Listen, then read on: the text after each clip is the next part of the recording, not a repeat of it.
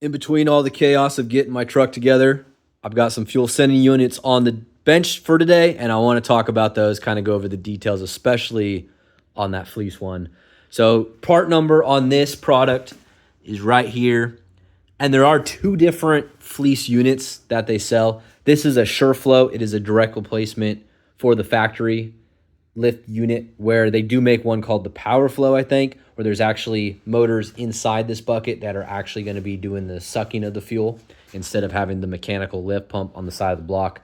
So just wanted to make that or point out that difference in there, but this one is the direct replacement for this. Big reason why I'm talking about this is on these factory units, obviously super old and crusty, especially since it's like 25 years old at this point.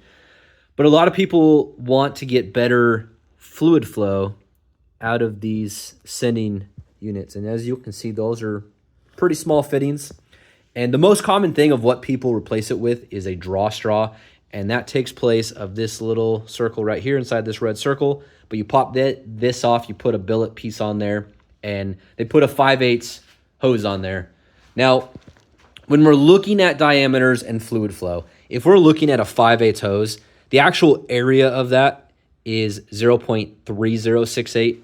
And if you're comparing it to this with the area on there, we're looking at 0.059 on that suction side. So if we're comparing 0.59 to 3068, that is a huge difference in fluid flow, and that's why so many people go that route. You can't really get that much flow from these factory units without modifying it all. And with those small lines, you're just going to give it more reason to have cavitation and aeration, and we want to stay away from that. Looking at this factory unit, it's pretty simple. Now, I've already taken all the screws off of here, so I'm going to take this apart and explain more of the details. But you do have a fuel strainer, and it is a pretty big fuel strainer as it covers the bottom and the sides of it. And the inside of the bucket looks like that. You just have the fuel strainer. And when you're sucking fuel in here, it's going to go through this, goes through the bigger of the black tubes, and then out that larger fitting. The return side goes in there, all the way back, and just drops back off in that bucket. Pretty simple design. And when you do your draw straw, you're replacing these two black lines, obviously one for a 5/8. I'm not sure what they use on the return side, but I'm guessing it is bigger than the return area of 032. So that's the basic premise of this whole factory unit. Now, going to the Fleece unit, the one thing is this going to flow more? Because the marketing team, there's not a lot of stuff on there. The marketing team puts out all this BS, not really given the details of everything. They just kind of make statements. And I hate that kind of stuff, which is why I'm doing this video. But what makes this unit different is you have a couple different lines here. Now, this is a return for if you're using a fast or an AirDog unit. I am not using that, so this line won't even be used in my setup. And then this is the normal return, and then they actually have two inputs here. Now, all three of these black hoses are the same diameter, which is 0.51, but you got to times it by 2 to figure out the area. So the area of those two actually comes to 0.4086, which, as you can tell, it's a lot bigger than the 5/8. That's closer to 3/4, but definitely not there yet. But if you're looking for the most flow out of anything and you want to spend the money, this is going to give you the most potential out of the box for what it has, being that that's the suction side, and then that's a draw straw, essentially. Now, the fittings are going to neck down a little bit more, and I'm sure the fittings on that one necks down, this one necks down. So maybe this is closer to 5/8 after you put in all the restrictions in there. I'm not sure, but you are going to get more fluid flow through the Fleece unit. Now, looking at all these fittings on the bottom, they are super nice. Everything like these all use a copper crush washer. This looks like it uses an O-ring in there. And then I'm not sure how this fits in, but this is a rollover breather valve. The breather on this unit is just that hole on the back side. I don't know if there's anything for like washing your truck. Water is not going to get in here and go down there. I'm not sure exactly what that looks like, and I'm probably not going to take that apart. But looking at the overall design of this in its entirety, you have your suction side, you have your return. This is that fitting for the AirDog Fast, and then you have your electronics over here. Now, on this AirDog Fast one, what's interesting is that passage actually connects with the suction side. And I'm going to show you that with a light. So put the light right in there, and there you go.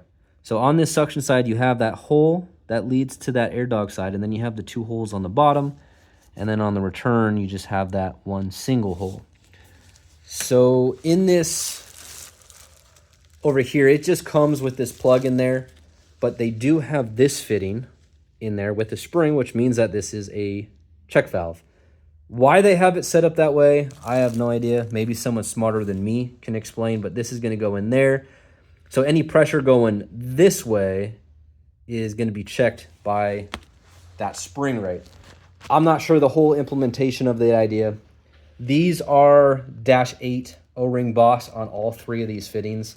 So maybe at least seeing the more details on this, maybe you could rig this up to do whatever you want. Maybe you just have a mega fueler and you want a return and a return, or how anything that you want to do, but these 2 are connected there. So maybe you can do your own thing, modify it some way, and use it in your own way. Now, as we look down this piece, actually where the fluid goes, so you have these inexpensive flap check valves on the bottom here that's going to allow fuel in, and then you have these portions raised up, so when this is pressed against the bottom of the tank, fuel can still get in through there. And the way the inside looks is the returns just drop off, and then what's different is, so you can see all those tiny, it's definitely not a fine strainer like what's on that mesh, but it is technically a strainer, I guess, but the fluid's going to go in there and then get sucked up the tubes. That design's interesting, and I think I've never had any big chunks in my tank, and I've looked in there, but if something big got on top of there and it's sucking and you have gravity pulling it, I don't know if you're going to get unclogged. So that's kind of interesting, where at least in this design, you have so much surface area around the side and on the bottom. If something did get pressed up against there, you have so much other area to actually suck fuel from. So I'm not sure on that one. That's kind of interesting to say the least, but you do have some kind of strainer. And then, yeah, the fuel just goes in there. Pretty simple. You have your fittings. This is a super nice unit. There's only that one part that makes me lift an eyebrow. But comparing these two, if you wanted the absolute most fuel flow, if you wanted something that can last you an extremely long time, this unit's definitely going to be it, because I'm sure you've seen people rebuild these on the internet and they're using JB Weld and hoping and praying at that point, where this, if something fails, everything is going, like, working together nicely. You have actual threaded ports. Not sure how these rods are in there. Maybe they're screwed in or pressed in. I'm not sure. But everything's still high quality. It should at least, if this lasted 25 years, this should easily last 25 years, if not longer. And then I can always switch it up. But that is the basic breakdown of this Fleece unit here. And once again, this is the part number.